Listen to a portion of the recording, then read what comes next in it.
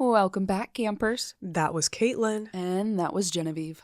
And you have arrived at Camping is Canceled. It's a blind read today.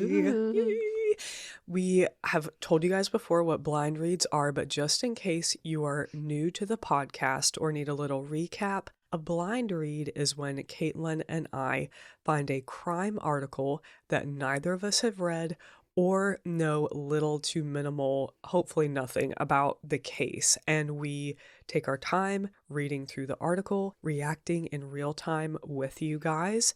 And we always pick articles off of the sites we Google that say royalty free. We got to cover our asses and, Yes. Not commit crime ourselves. Correct. Yes. So this article and any ones we do for a blind read are not ones we have written ourselves.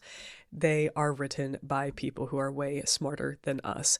Today, the article that grabbed our attention is titled "The Rise and Fall of Silk Road: How a 29-Year-Old Idealist Built a Global Drug Bazaar and Became a Murderous Kingpin." It is written by Joshua Behrman, with additional reporting by Joshua Davis and Stephen Leckhart. Without further ado, let's dive in. The Rise and Fall of Silk Road, Part 1. Lights out, campers. Oh man, the mountains called my number one. I'm just a life-size lottery ticket in the hand of the one. Chapter 1. Chronic Pain. The postman only rang once. Curtis Green was at home, greeting the morning with 64 ounces of Coca-Cola and powdered mini donuts. The American dream. The dream of all my children, if I let them. Fingers frosted, synthetic white, he was startled to hear someone at the door. It was 11 a.m., and surprise visits were uncommon at his modest house in Spanish Fork, Utah, a high desert hamlet in the shadow of the Wasatch Mountains. Green ambled over, adjusting his camouflage fanny pack. Oh. I'm sorry. The painting that is going on in my head is erratic right now. It's being built quickly. At 47, his body was already failing him.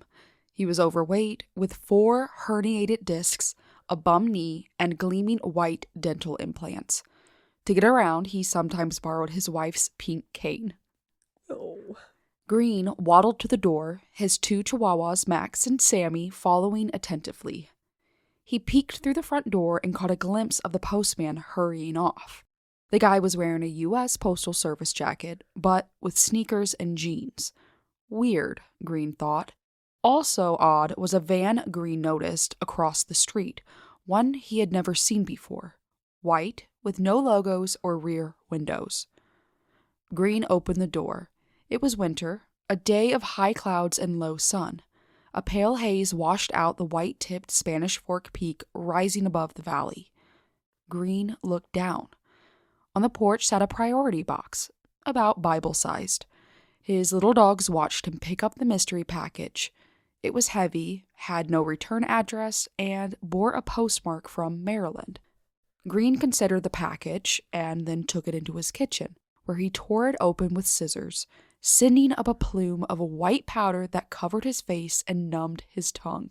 God, I'm a millennial, so I'm like, anthrax. Anthrax. Literally. No. Just then, the front door burst open, knocked off its hinges by a SWAT team wielding a battering ram. Quickly, the house was flooded by cops in riot gear and black masks, weapons at the ready. There was Green, covered in cocaine and flanked by 2 chihuahuas. No. Those poor chihuahuas probably immediately were high as hell. Tongues out like, Oh. On the floor, someone yelled. Green dropped the package where he stood. When he tried to comfort his pups, a dozen guns took aim. Keep your hands where we can see them. Officers cuffed Green on the floor while fending off Max, the older chihuahua, who bared his tiny fangs and bit at their shoelaces. Oh, Max. Oh. Splayed out on the carpet, Green was eye level with dozens of boots. A large tactical team, SWAT and DEA agents, fanned out through the house. He could hear things crashing, some officers yelling, other whispering to each other. He looked at the busted door and thought, man, that thing was unlocked. Oh no. On the living room wall hung family photos. His wife, Tanya, their 2 daughters, and a grandson, smiling brightly above Green, lying amid $27,000 worth of premium flake. The package was stamped with a red dragon, the symbol for high-quality Peruvian. Oh. Over the Peruvian whole- flake. Yeah, Peruvian. Don't know anything about it. No, me neither. Over the whole scene was a needle point that said, if I had known you were coming, I would have cleaned up. Excited by the company, little Max stopped shaking just long enough to crap right in the living room. An iconic little chihuahua move. Oh.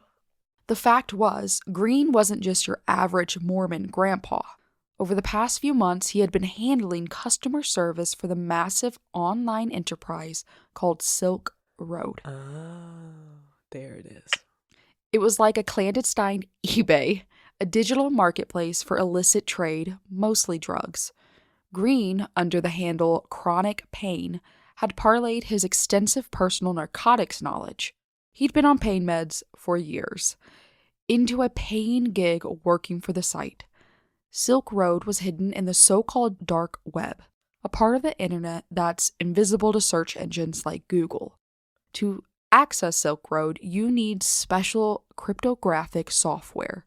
Do you ever think that you would just stumble upon the dark web as a kid? All the time. I still think that, but now I know slightly more about it. But the dark web was just this terrifying, elusive. It's like, don't click a link because it might go, don't to Google the dark this. web, and that if you do somehow end up on the dark web, you basically signed your own death Yep. warrant. You're going to be abducted, or You, Bloody like- Mary You is like going to get signed you, your liver over.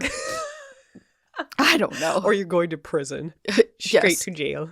Like, they're gonna come for little 11-year-old me, and I was just trying to find a mod for my like Animal Crossing game. Someone in this house was on the dark web. And you're just like, stare at the floor, stare at the floor. Combining an anonymous interface with traceless payments in the digital currency Bitcoin, the site allowed thousands of drug dealers and nearly 1 million eager worldwide customers to find each other and their drugs of choice in the familiar realm of e-commerce. For a brief time from 2011 to 2013, it was a wild success.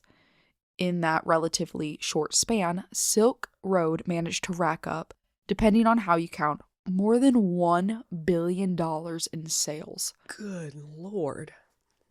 Good God. Could have sold some of my Vicodin for my wisdom tooth surgery. Oh, yeah, they did give you that. They did. They give you some hardcore stuff for wisdom teeth surgery.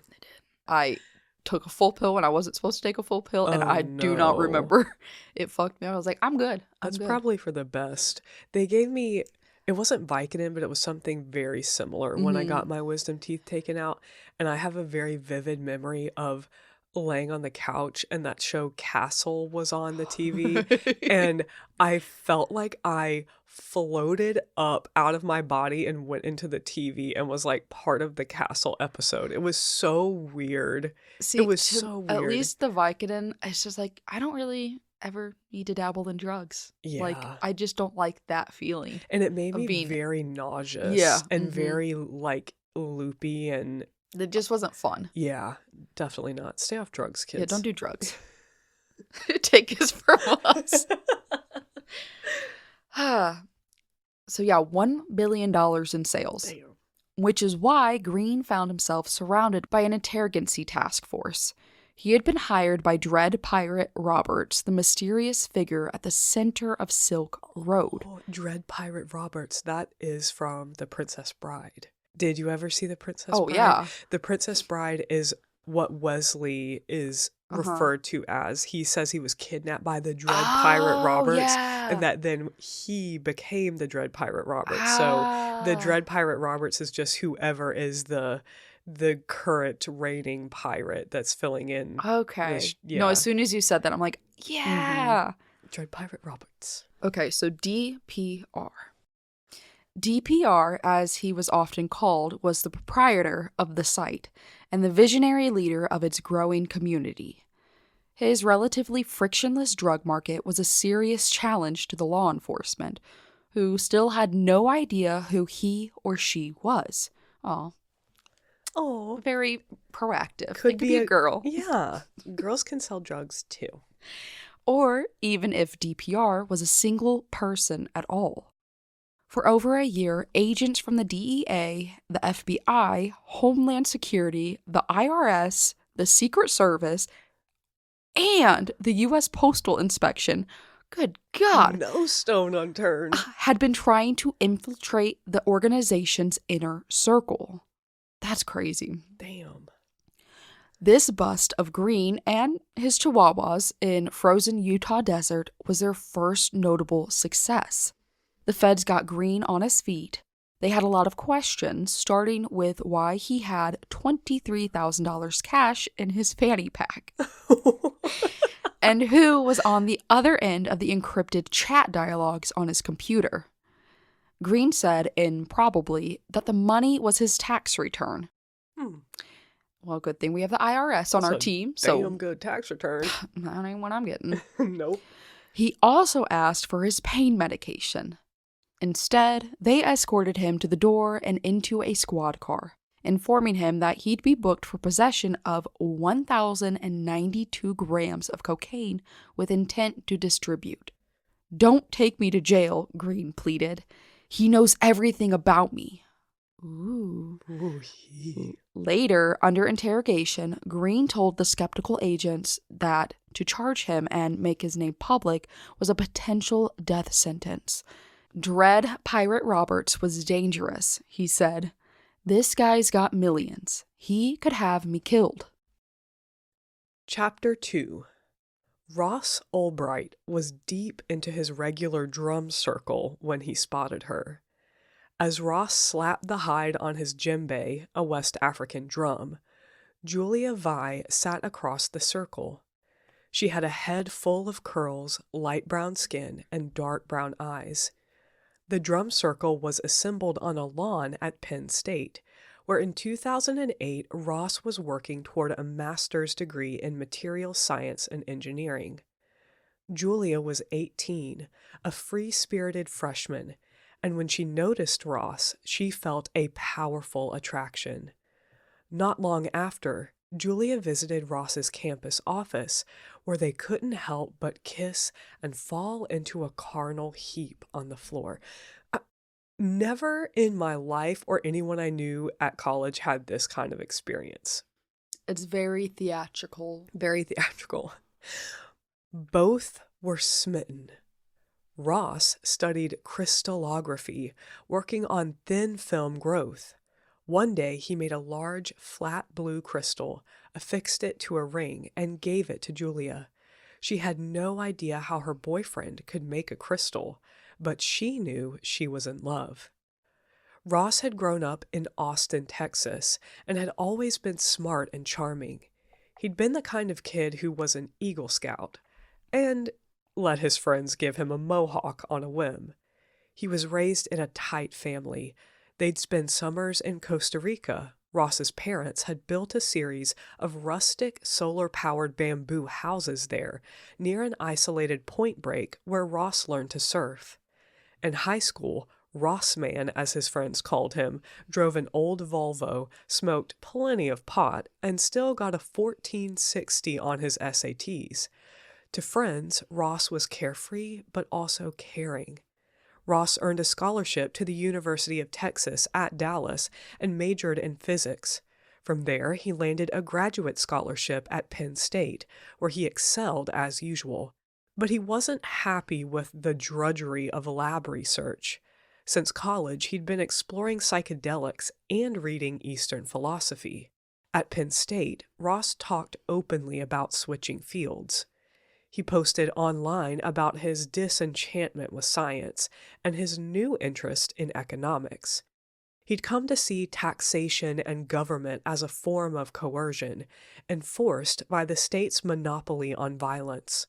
His thinking was heavily influenced by Austrian economist Ludwig von Mises, a totem of the modern American libertarian orthodoxy. According to von Mises, a citizen must have economic freedom to be politically or morally free, and Ross wanted to be free. When he finished his master's in 2009, he moved back to Austin and bought Julia a plane ticket to join him. She left school, and they got a cheap apartment together. It was cramped, but they were young and dreamy. Both imagined they might get married. Ross tried day trading, but it didn't go well. He started a video game company. That failed too. The setbacks were devastating. He didn't want to be trying, he wanted to be doing. During this time, his downstairs neighbor, Donnie Palmertree, invited Ross to work with him on Good Wagon Books, a business that collected used books and sold them in digital storefronts like Amazon and Books A Million. Ross built Good Wagon's website, learned inventory management, and wrote a custom script that determined a book's price based on its Amazon ranking. Oh, that's kind of interesting. That's actually, I Yeah. like it. Yeah, that's cool. He's off to a good start. He is. In his spare time, Ross read, hiked, improved his yoga, and, as Julia fondly recalls, had lots and lots of great sex. But they also argued about politics, she was a Democrat, money, what he called frugal, she called cheap, and their social life. She partied more than he did. Their relationship turned stormy with frequent breakups. In the summer of 2010, they split up yet again. He was heartbroken, later telling a woman he met on OkCupid how he'd recently been in love and was trying to get over it. Isn't OkCupid that site where there was... Oh, no, it wasn't OkCupid. It was, what am I thinking of? Where it was like the... eHarmony. No, it was the one that was basically... Their tagline is like, life is short, have an affair. Oh. It's like Ashley Madison or something. I don't know anything about dating apps. This big scandal where there was the... Yeah, it was Ashley Madison. Okay. Yeah. Infamous online dating site launched in 2002 with the slogan, life is short, have an affair, that specifically targeted married individuals seeking extramarital relationships. And then everyone learned about it because in 2015, there was like a major hack that where they leaked Like the patrons? everyone's name, and then Oof. that led to like blackmail and all Well. this stuff. OkCupid was where Ross met this woman, not Okay. Ashley Madison. And he told her that he'd recently been in love and was trying to get over it. Ross was adrift. I went through a lot over the year in my personal relationships, he wrote in a journal on his computer, a kind of self-assessment of life goals. I had left my promising career as a scientist to be an investment advisor and entrepreneur and came up empty-handed. Ross felt ashamed, but not long afterward, Palmertree got a job in Dallas, leaving Good Wagon to Ross. For years, all he'd wanted was to be in charge of something. Now he was. In the Good Wagon warehouse, Ross oversaw 5 part-time college students sorting, logging, and organizing the 50,000 books on shelves he built himself. That December was Good Wagon's best month, clearing $10,000. But by the end of 2010, the new CEO of Good Wagon was looking beyond the book business.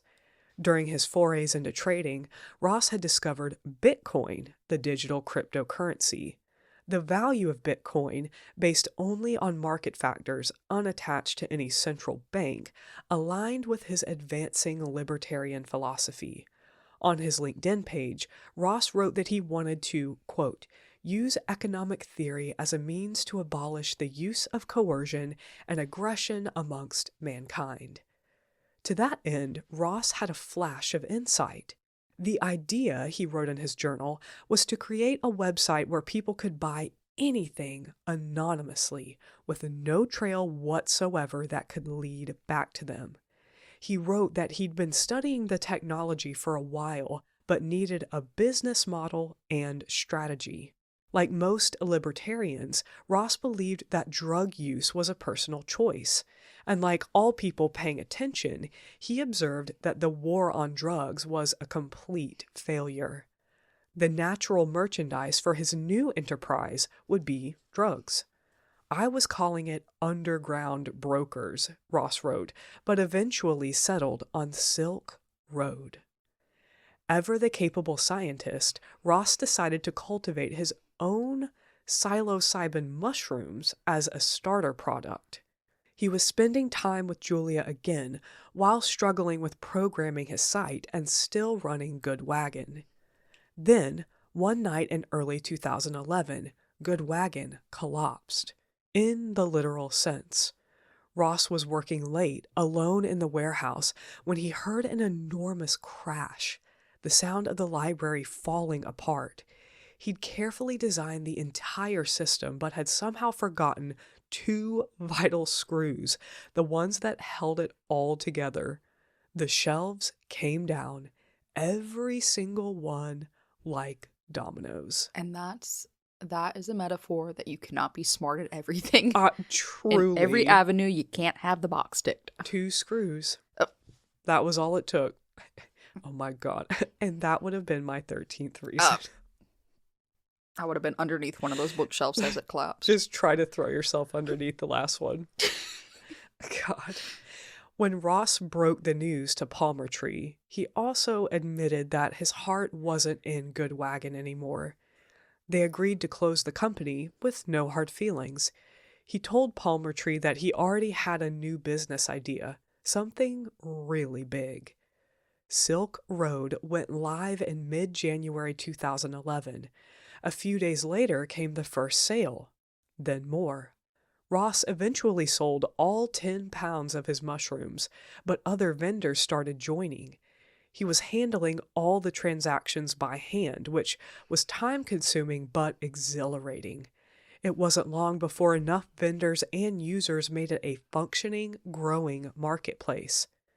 Just before the launch, facing a new year and a blank slate, Ross had resolved to change his life. In 2011, he wrote to himself, "I am creating a year of prosperity and power beyond what I have ever experienced before. Silk Road is going to become a phenomenon, and at least one person will tell me about it, unknowing that I was its creator." Ooh. I'm sorry, but the art in this article. Let me scroll back up really quick because the art is by Tamer Hanukkah, and it's oh my God, there's literally a picture of our friend from the beginning. green. Being oh my God, his chihuahua is upside down. No. Also looking like he had a bit of cocaine shot up his nose. Oh my God, powdered donuts flying all about. Goodness gracious. Sorry. That concept, though, of that your goal is one person will tell you about something, not knowing that you're the creator. I have imagined that for myself with us one day with this podcast, that somebody's like, "Oh my God, have you heard of this podcast?" See, my anxiety is like, "Have you heard of this podcast? This dumb bitch is just like, her voice is so fucking annoying." No. Like, no. I've never heard of it. My name is Amanda. You know, I heard she died, actually. Yeah. So sad. So sad. No. Oh, it would be man. good things, but that is kind of an exciting thought. That is a fun goal. Like a fun, yeah. Not in this context, but. No. No, certainly not. Chapter 3, Force. Special Agent Carl Mark Force IV was half asleep when the postal inspector started talking about something weird in the parcel sorters. "Just want to let everybody know about this," the inspector said, delivering his brief to a conference room full of bored law enforcement personnel. "We are having problems with drugs coming through the mail." That's bold for people to send it through the mail. That is so bold. I'd be terrified to do something like that, because I always operate from the mindset of anything can always be traced back to you in the day and age we live in. See, it's sad because I was like, it can get stolen. Like, somebody's gonna jip that's that from true you. But, like, too. you're right. Yeah. Because, like, even sending cards, like, the horror stories of people opening them and then taking the money or something out. Oh, that's so messed up. Ugh. That's a federal offense. You'll go to prison for a very A long birthday time. $10 bill. Mm-hmm. Force was a Baltimore-based DEA agent, and he was at a regional interagency meeting, a periodic intel show and tell with analysts from the FBI, the DEA, the IRS, and Homeland Security. Quote, "It's coming from an underground drug site," the inspector said, called Silk Road. See, they know. They know. Force sat up. This was the kind of thing he was looking for. He had burned out on the grind of arresting street dealers. At 6 feet and 200 pounds, Force was an athletic guy, and coming up through the agency, he loved the physical thrill of bursting through a door at 6 a.m. in Doc Martens and a tactical vest, clearing some broke-down row house on some broke-down block, and catching some dealer in their bathroom, cuffing the guy before he could wipe his ass. Yeah, but then that unwiped ass is going to go in the back of No. your squad car? No. No, thank you. But after countless raids, the adrenaline had worn off. And in the grand scheme of things, who cared about confiscating a few grams? He was pushing 50 and still on federal payroll in a regional office. That's when you want to find a big case and get out. And so he went looking for leads in meetings like this, which were mostly honors until now. By the time Force heard about Silk Road, it had been around nearly a year. The site was modeled sensibly on Amazon and eBay, and that's what it looked like. A well-organized community marketplace, complete with profiles, listings, and transaction reviews. Everything was anonymous, and shipments often went through the regular old postal service. No need for fake names. You put your real address, and if anyone asks, you just say you didn't order all of that heroin. It wasn't me. I don't know what this is. I ordered some almond flour for my baking. I couldn't tell you what this is. I thought this was confectioner sugar. Silk Road Seller's Guide had helpful instructions on how to vacuum seal or otherwise hide drugs to evade electronic sensors or canine olfactories. Most shipments made it to happy customers. That the small percentage of intercepted Silk Road packages represented an uptick spoke to the quickly rising volume of the site's trade, a vast pharmacopoeia covering dozens of categories with 13,000 listings. Good God. It was a colorful smorgasbord for every type of connoisseur: fish scale Colombian cocaine, Afghan No. 4, heroin, strawberry LSD, caramello hash, Mercury's famous uncut cocaine flakes, Mario Invincibility Star, XTC. Is that ecstasy? Oh, maybe. It's gotta be. Oh God, invincibility star. That's hilarious. God. White Mitsubishi MDMA, a black tar heroin called Devil's Licorice. Whoa. That's overwhelming for me. I just want my heroin straight. Just a wasteland of obliterated brain cells. That's all I can think about as you were reading those. You got me with the God. Mario Invincibility Star ecstasy, though. He was like, I'm gonna do that and then run a marathon. Yeah. Put me on top of one of those Olympic ski jumps. Yeah. Oh, not after just seeing Lindsey Vonn. Oh God. Oh God. Then there were the prescription meds. Everything from Oxycontin and Xanax to fentanyl and Dilaudid. Oh, man. Silk Road's product descriptions and user ratings amounted to an encyclopedic information source. Can't Feel My Face said one product, quote, has a nice shine and provides, quote, a rush of euphoria and confidence. Ivory's review of some crystal MDMA observed that it had, quote, a nice fizz and wisp of smoke. Equal sign.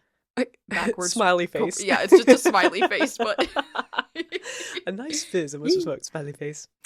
The reviews and community standards enforced excellent value and customer service on Silk Road, which brought more users, increasing its reputation further, until Silk Road became the premier destination for digital drug sales.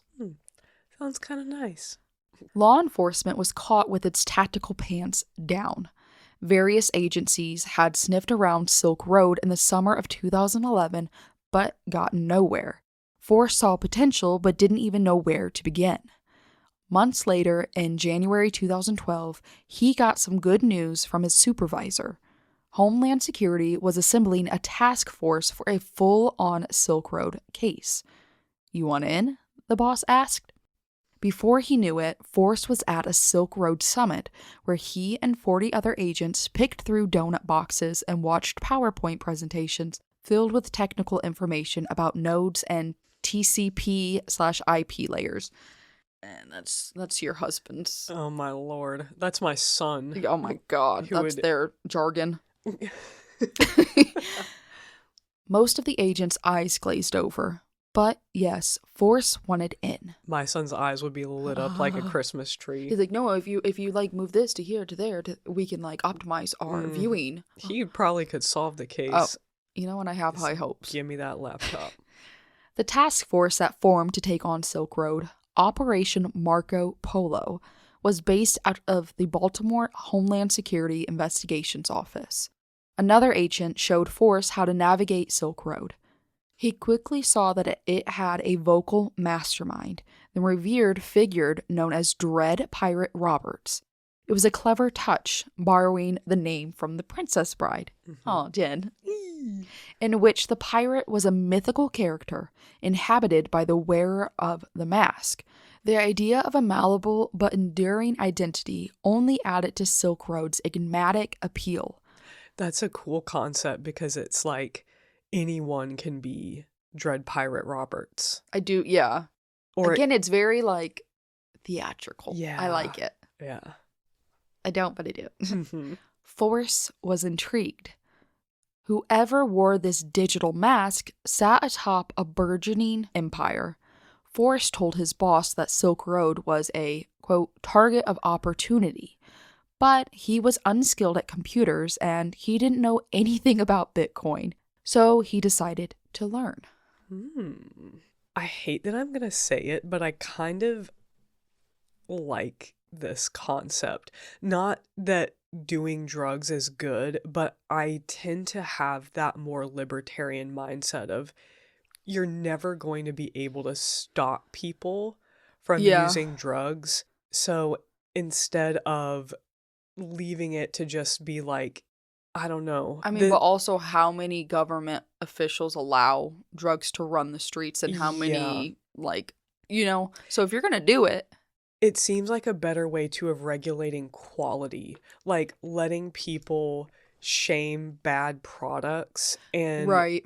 elevate good products. It's kind of that idea of a free market, but with illegal items. Is that if people go on there and they try to sell a shitty drug that's laced with like God knows what Yeah. else, that they're gonna quickly get bad-mouthed for it. And Right. so Like more of a, I get what you're saying. like it's almost a way of regulating drugs so that they're safer. I don't know. I know I sound so hypocritical because taking drugs in and of themselves is not safe. But if you're thinking that you're buying weed or you're buying like a party Yeah. drug like Molly or ecstasy, and then it's laced with fentanyl or, you know, Gosh. God knows what else, then because there is that digital trail there, it's then reputable.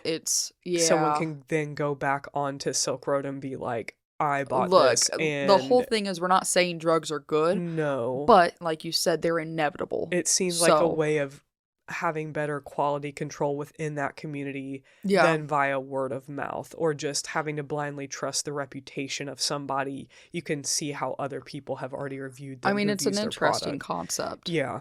So, So, I mean, if the government could take hold of pot and then legally sell it, yeah. Mhm. alcohol and legally sell it, they took hold of that. Oh, So, Mm-hmm. So, anyways, Chapter 4. Hector Xavier Monsignor was an unusual visitor to the New York FBI office. Then again, Monsignor was not really a visitor. It was past 1 a.m. one night in the spring of 2011, and he was being led to the back of the empty bullpen by Chris Tarbell, a young agent who had arrested Monsignor earlier that night in the Jacob Riis houses on the Lower East Side. Monsignor was an enormous Puerto Rican, ears studded with diamonds, who grew up in the projects.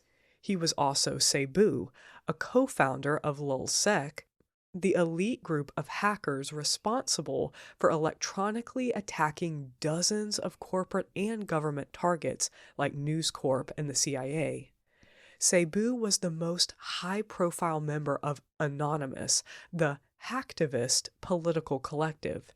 Tarbell had managed to follow a blind lead from the FBI's public hotline to Cebu and reel him into the FBI as an informant. Ooh. It was a remarkable score for Tarbell, especially since he was still a rookie. Tarbell had always had the cop in him, even when his parents thought he was going to be a doctor. In college, he was a power lifter, an unusual sight at James Madison University, a preppy school in the Shenandoah Valley. He already looked like a cop, big, with a short coif on top of that baby face. By the time Tarbell finished college, he sensed where policing was headed and got a master's in computer science. He didn't understand programming at first, but he did understand that this was the future. So he paced himself, stuck with it, and came out the other side as a computer forensics expert, working as a civilian for the FBI. Tarbell spent 4 years traveling the world with global forensics, tracking down terrorists, child pornographers, and botnets. He showed a talent for uncovering digital trails. He thought about how the virtual realm seemed like magic, a secret world, poorly understood, and, like all magical realms, it was full of charlatans and practitioners of dark arts. Few could decipher those secrets, and Tarbell liked being one of them. After a few years in forensics, Tarbell told his wife Sabrina he wanted to officially join the Bureau. Sabrina, 8 months pregnant, approved, even though it meant uprooting their lives. After Quantico, Tarbell was assigned to the New York office, home to the FBI's nascent cybercrime division. By this time, he was 31, a little old to be the new guy. But I thought that was young. I know, I was like, damn, it seems like he's lived a whole life. Exactly. I was like, holy shit, he's only 31? Yeah. Okay. Okay, then. Guess the FBI is like the Olympics. Oh, God. If you're not 12, you're old. But catching the elusive Cebu made Tarbell's name at the Bureau. Online, Cebu's credibility among hackers was unassailable. The FBI set him up with a new laptop in their office where he gathered evidence against his LulzSec friends. This word is so weird. It's literally LULZSEC. Capital L, capital S. LulzSec. I just want to say Little Sec. I know. Like a rapper name. LulzSec. 9 months later, dozens of arrests were made, severely disabling 2 of the world's biggest hacker groups. After LulzSec, Tarbell looked for a new big case. He took an interest in Tor, the encryption software that allowed users to visit sites such as Silk Road. Tor's protocol is a kind of digital invisibility cloak, hiding users and the sites they visit. Tor stands for the Onion Router and was launched by the Navy in 2002.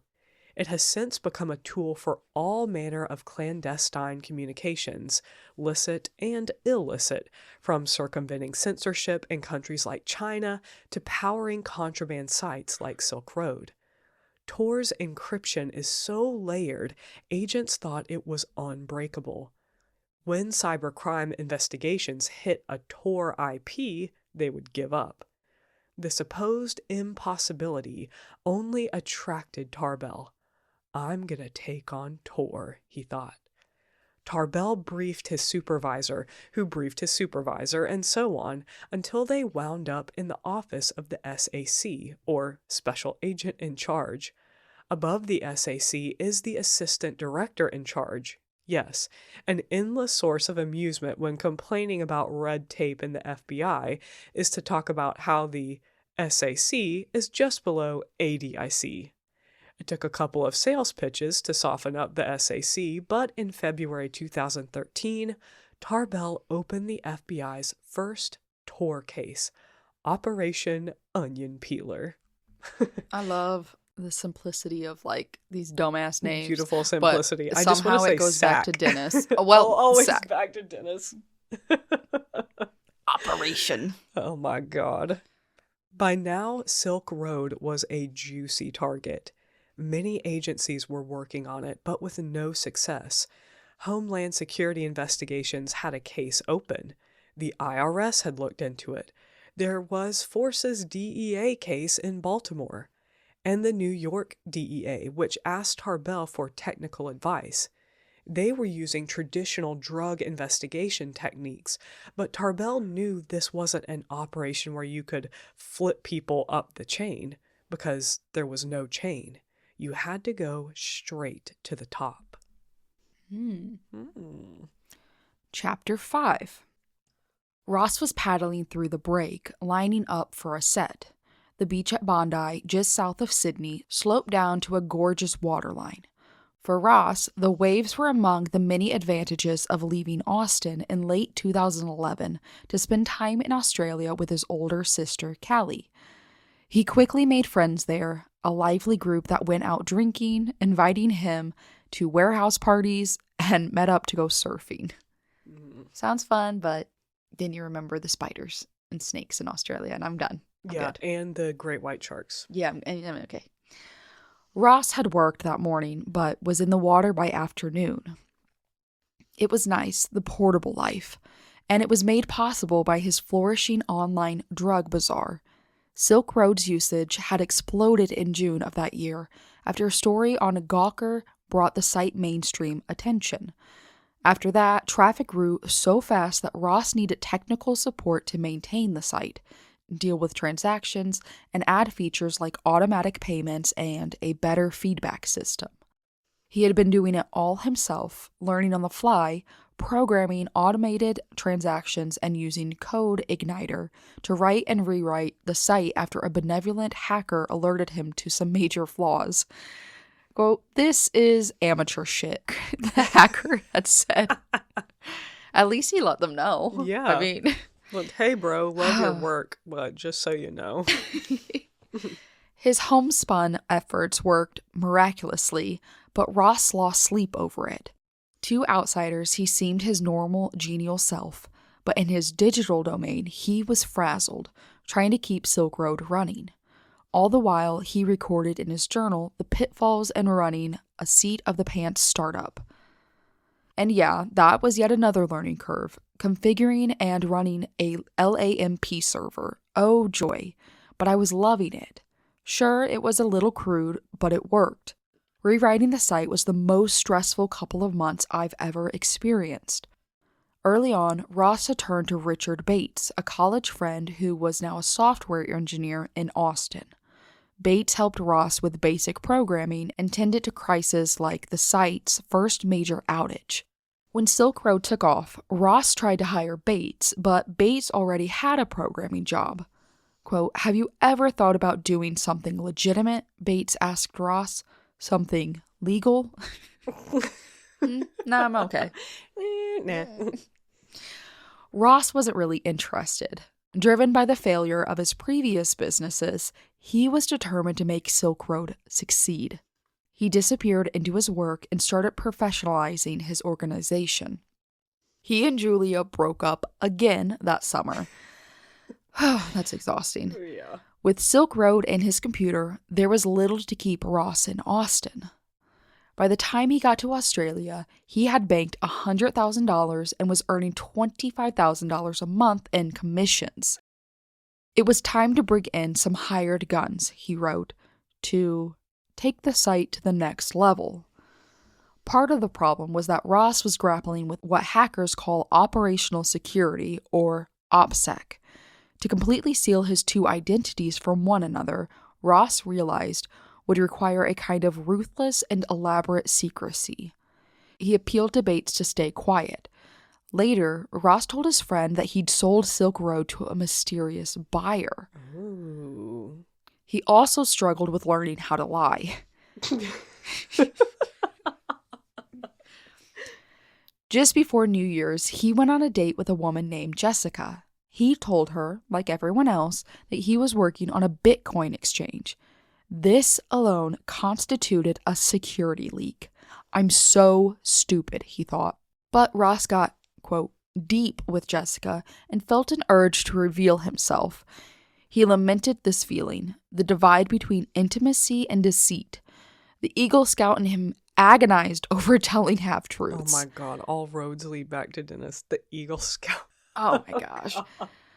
Sitting across from Jessica, he wished he could be honest. He also wished he'd start with a better lie. But Ross did divulge the most important truth. He told her, I have secrets. You're stupid. Sir, You're stupid. Why do you say that? Oh my Why gosh. do you say like, that? Sure, you got like a 1460 on your SAT, but you're stupid. Truly, You're stupid. Yeah, some of the smartest people God. really are the most dumb. Like, I just want to slap him. God. But you know what? Hey, if you go back to it, money is evil and his morals are coming out with lies. So maybe, I don't know. Yeah. I would What is still the take fir- $100,000. The love of money is the root of all evil. It is. But it sure can bring you some happiness. Like paying for medical bills And that's why and, it is the love of money, not money itself. It's when Yes. you have that obsession with it that overtakes everything else. Chapter 6, Sysadmin. When Silk Road started, its leader was something of a cipher. Users and vendors only knew that there was a system administrator who'd enabled the site's conceptual framework as both a drug marketplace and libertarian experiment. There was a basic ethics for that experiment. Some of Silk Road's users were purists who advocated for full transactional autonomy. If heroin, why not howitzers and human hearts? But okay. But the administrator pronounced a strict code of conduct. No child porn, stolen goods, or fake degrees. He summed it up like so, quote, our basic rules are to treat others as you would wish to be treated, and don't do anything to hurt or scam someone else. Can you get behind that? Okay. I mean, Mm-hmm. yeah. Yeah. As time went on, the administrator became an important voice, the site's theorist and advocate for individual liberty. But ideas need a true leader. This role, Ross decided, was too important to go unnamed. Who is Silk Road? Posted the administrator in February 2012 to the community. I am Silk Road, the market, the person, the enterprise, everything. I need a name. Drum roll, please, came the dramatic announcement. My new name is Dread Pirate Roberts. Everyone loves The Princess Bride, and the reference was clear immediately. Force and Tarbell, who had both seen the movie many times, got the implication as well. Plausible deniability. The mask, worn by successive generations of pirates, obfuscates the relationship between the name and the man. The christening of DPR was emblematic of Silk Road's secrecy. It also ignited a true cult of personality. DPR was thoughtful and at times eloquent. For believers, Silk Road was more than a black market. It was a sanctuary. For DPR, the site was a political polemic in practice. Stop funding the state with your tax dollars, DPR wrote, and direct your productive energies into the black market. DPR got more grandiose over time, writing that every transaction on Silk Road was a step toward universal freedom. Baby, you're selling black tar heroin. I mean, you're also just reinventing a new government in a sense. Like, yeah, because you're this elusive, kind of like be all end all, Yeah. lording over your kingdom, your Oz. so it's gonna, it's gonna just become what you were against in the end at Mhm. some point. At some point, yep.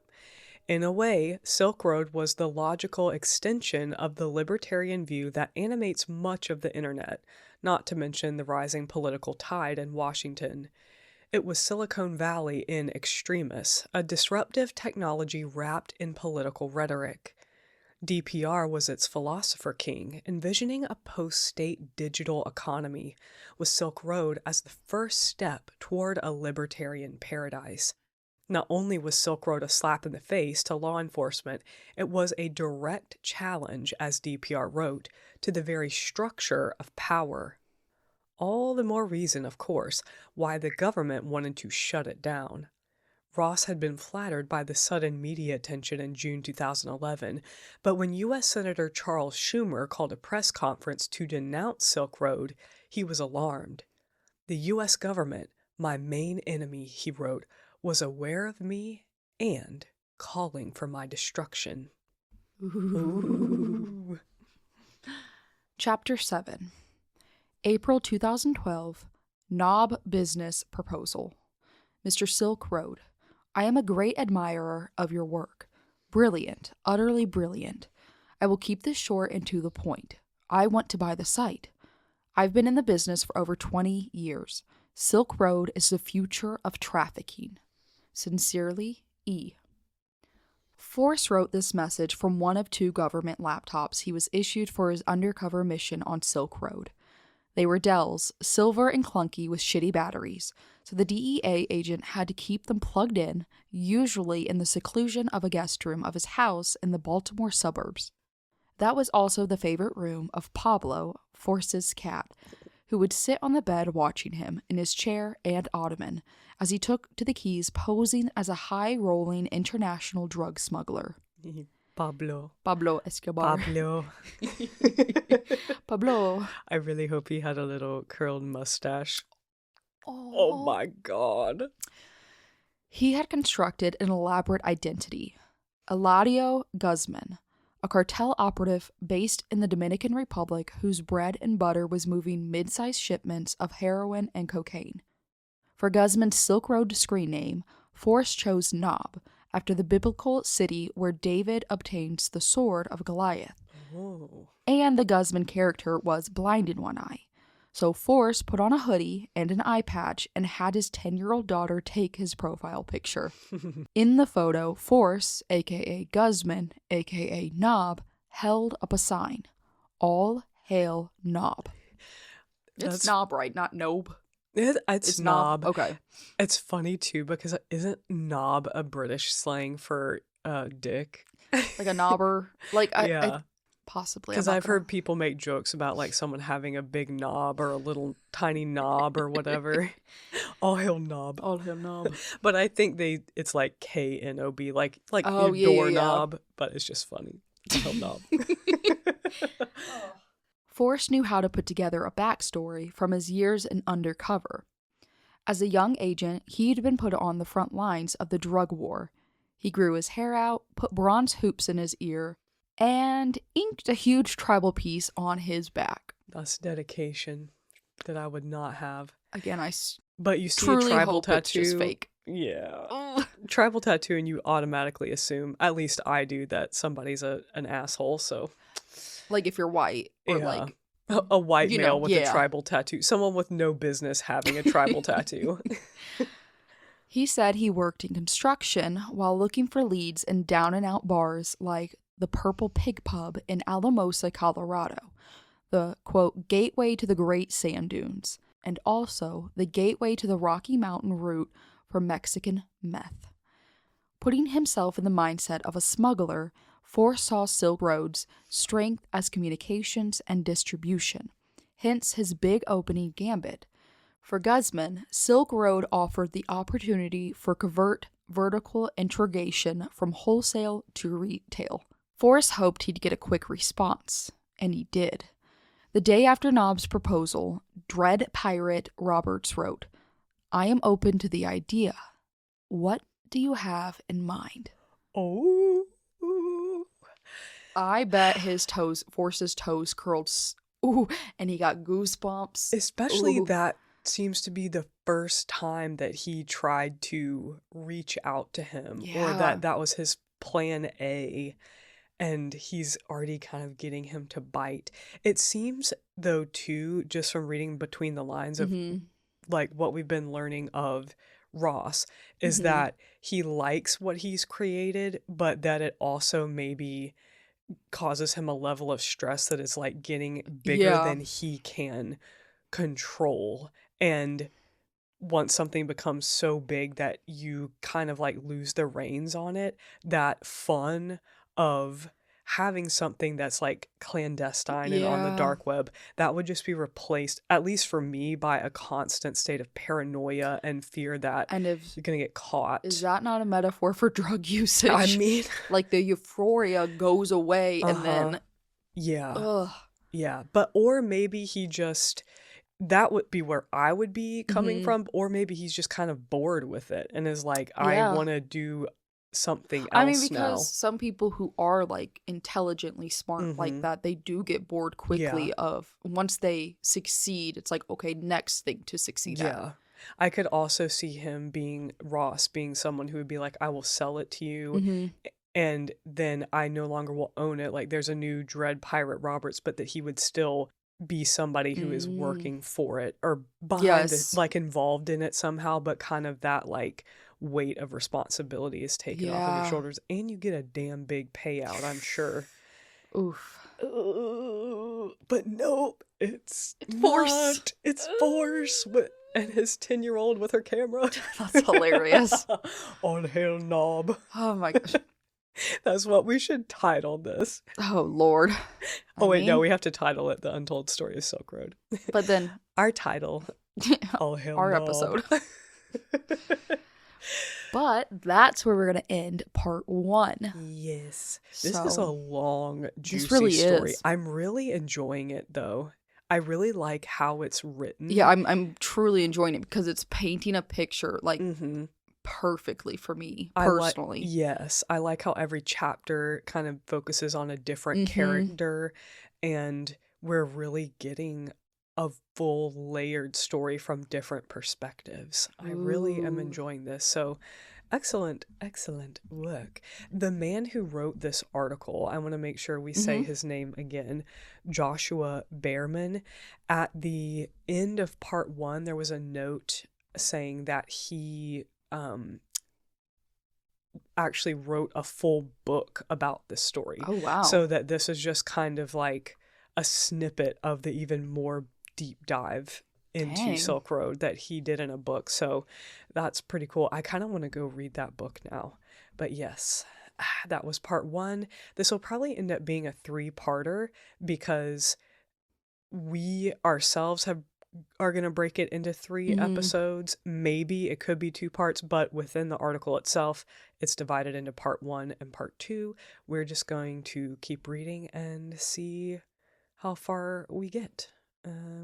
Hope you guys enjoy this. Yes. Okay. Anything else? Genevieve, you know, every time you ask me at the end, my brain is like, huh? Yeah, I don't think there's anything else for today. We're recording this on Super Bowl Sunday. Ooh, yes. So by the time this comes out, the Super Bowl will be over. We hope you guys enjoyed it. Yeah. Who are you rooting for? I don't even know who's playing in the Super Bowl. Seahawks and Patriots. Okay. I'm I'm there going for for the Seahawks. snacks. I'm there for the snacks and the halftime show. Yeah, no, I genuinely don't care, but Yeah. I don't like big dogs, and Patriots to me are like Tom Brady. I never really cared for him, so, and I know he's not playing anymore, but Yeah, it's still who you associate it with. yeah. I will join you weird in like rooting that. for the underdog. And I don't know if the Seahawks are the underdog because they've won plenty Yeah. themselves. I mean, Maybe when it comes to just winning the Super Bowl. yeah. They're- It's not the Rams. Hate the Rams. Rams can go suck a big one. Ugh. What do you not like about the Rams? I don't know anything They about football. fucked St. Louis over. So they were originally Los Angeles and they came to St. Louis and they fucked all the like season pass holders over and just left. Oh no. So us St. Louisans, fuck the Rams. Oh, I do remember that because people were like burning their Rams gear and stuff. Oh. I don't, and then I'm not a California fan. I don't know. Yeah. I'm like, there's weird things. I don't know if I'm autistic, Jen. I have like weird little things in me that I'm like, well, I just don't like this because of this. And it's not like one person or it's not like a whole. I just like, You just decided, yeah, I just don't. I don't know. Like anything California, I'm not rooting for you. It gives you the ick. Yeah, like all their teams. Like I'm talking about their teams, Mhm. not like it as a whole. Like the LA Dodgers Yeah, and the, I don't know, is it LA Lakers? Oh yeah, All of those things. I feel like you know them because everything like big comes out of Yeah. LA. I just don't like things that like people hop onto the bandwagon for. That's fair. There They're you just go. like, oh, they're big, so I like it. It's like, Mhm. ugh. Well, there you I'm go. so original. I'm so unique, Genevieve. Okay, but what we learned from this episode is don't do drugs, folks. Okay? Don't do drugs and don't start a mega enterprise on the dark web and We're talking to your oldest. and think that the FBI will not come for you, because they will. They find you. They may be corrupt in their own way, but they'll find our corruptness. It's creepy.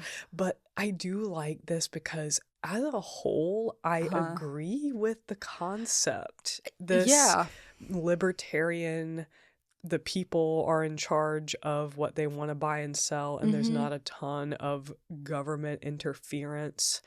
And Yeah. some things it works for and other things it doesn't really work well for, and this is kind of walking that line. Yeah. I'm sure it's we'll definitely get a slippery slope. So far everything seems pretty and shiny and the benefits are great, but I think as we continue to dive into this story, we're gonna see how the train gets kind of out of control away from Dread Pirate Roberts, because you had those people being like, what if we start selling like human hearts and Yeah, all no. these things like that? Like anything illicit. And you can say, no, that's not what we're doing here. But again, if it becomes so big that it gets Yeah. outside of your control, or it inspires other people to create similar type things where they do sell stuff that hurts people with your same business model, yeah. you've kind of created this I mean, you've created the foundation of for other people to then build off of it. Yeah, exactly. So, Ugh. well, let us know what you guys think, and we will be back again next week with part 2 of the rise and fall of Silk Road. As always, the world is an absolutely terrifying place, so always remember to have courage and stay kind. Of a bitch. Bye.